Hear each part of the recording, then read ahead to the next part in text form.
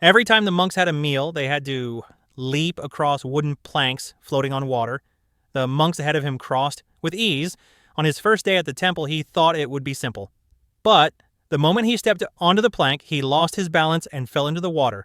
Soaked, he climbed out and rushed toward the dining hall, only to be stopped at the entrance by a senior monk who told him he couldn't enter in wet clothes. Left with no choice, he removed his clothes to dry them. By the time he put them back on and entered the hall, the senior monks had already eaten all the rice. Suddenly, he noticed a bowl of rice in another container nearby and reached for it, unaware it was reserved for the masters. As punishment, the master ordered him to stand on the floating plank. If he could maintain his balance, he would be allowed to eat the rice, but he failed again and fell into the pond. The next day, he tried to sneak into the dining hall by climbing the wall, but the master caught him. Mocked by the senior monks, he vowed to prove himself. That night, he found 2 wooden barrels and began training, jumping between them as they spun on the water.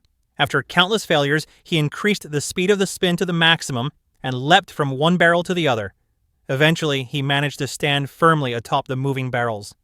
The next day, the senior monks were ready to mock him again, but to their surprise, he calmly stepped onto the plank, performed an airborne maneuver, and easily crossed the water. The master nodded in approval. Then the master raised the difficulty by breaking the planks into smaller wooden pieces. Even the lightest-footed monk couldn't make it across. He too tried and failed like the others. They kept trying from morning until night. No one succeeded. The master then began to teach them his technique. He asked the young man to throw a bowl into the water. As it sank to the bottom, the master explained that their jumping force was directed downward, just like the bowl, which caused the limited buoyancy planks to sink quickly. The master picked up the bowl and tossed it diagonally across the water. It skipped across the surface and landed on the other side. The young man understood the lesson. That night, while the senior monks were asleep, he trained by the pond. Though he fell again and again, he never gave up.